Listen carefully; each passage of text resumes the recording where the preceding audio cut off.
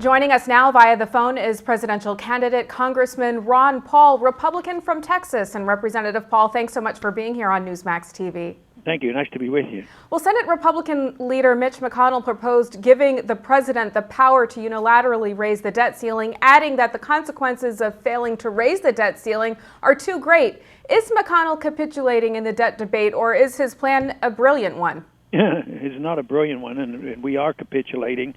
Over the years, I have fought so often the Congress reneging on their responsibilities and delivering it to the executive branch, whether it has to do with war powers or trade problems, international trade. But here it is now on the debt.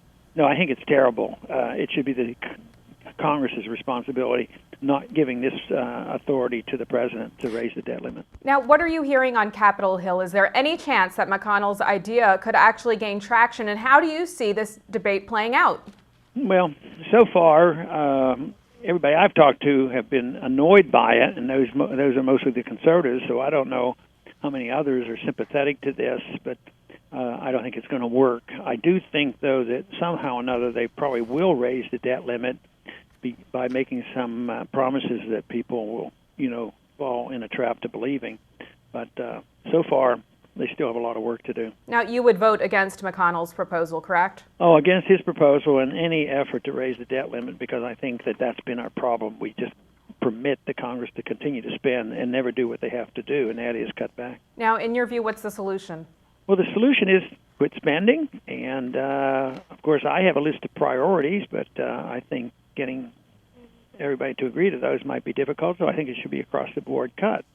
That's what you would have to do if it was your own household account. But to pretend it's not much of a problem and you just raise the debt limit, you keep spending and keep running up the debt, eventually it's going to end very badly, and that is with a dollar crisis. And I'm afraid we're going to end up with that rather than coming to our senses and cutting back because politically it's so difficult. But I would cut the spending.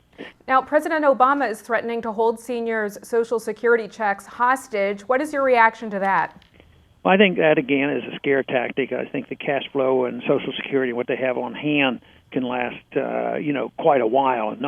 Not years and years, but probably 18 months or so, some of the figures that I've seen. So that's just a scare tactic.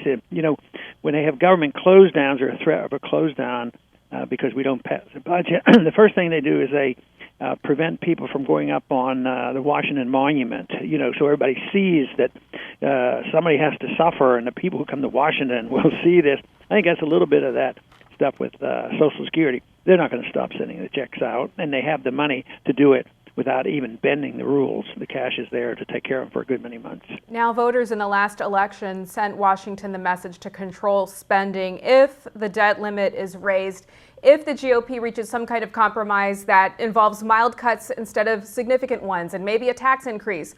What's the fallout going to be for Republicans in the next election? Well, if it involves tax increases, it would be very, very bad for the Republicans and those who supported it. It might not be quite as bad if they raise the debt limit and at least assume or take it on faith that there will be some serious cuts. It wouldn't be quite as bad, but regardless, I wouldn't vote for it.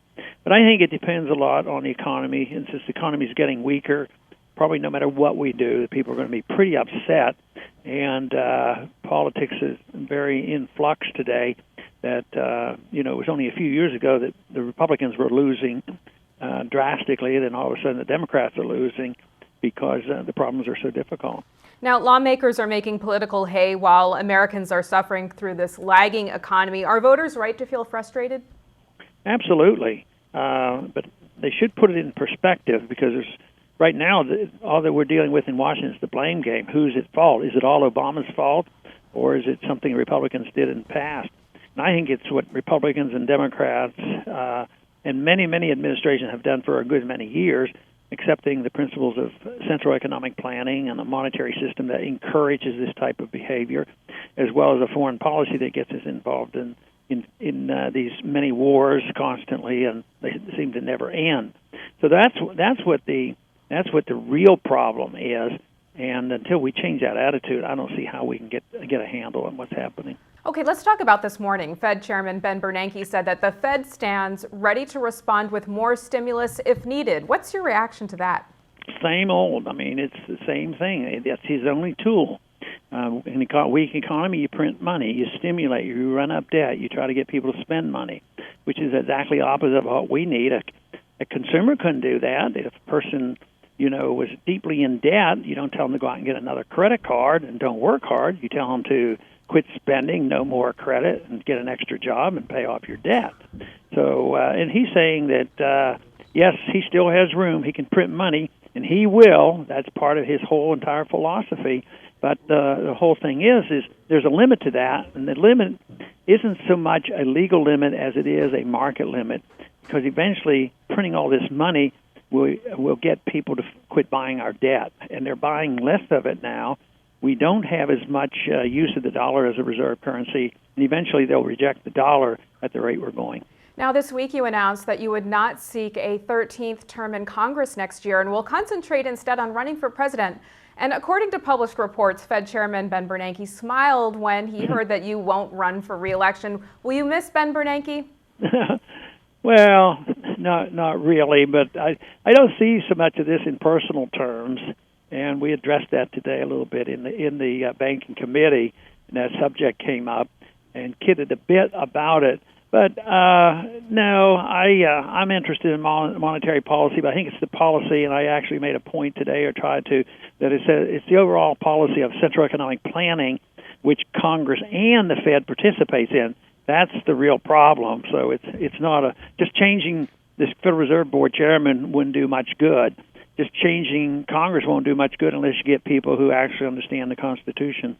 Last question, real quickly, Representative Paul. Talk to us about what brought you to the decision to not seek a 13th term.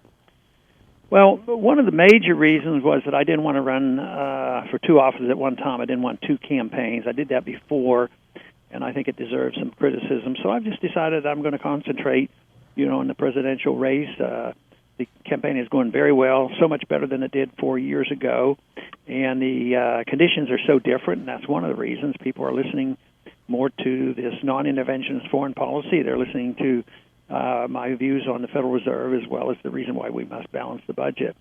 But it's also, I'm also at a point where I'm not that anxious. If I don't win this national election, I'm not that anxious to stay in the Congress right at this moment. All right, GOP presidential candidate Congressman Ron Paul, it's always great to have you with us here on Newsmax TV, and good luck with the campaign. Thank you.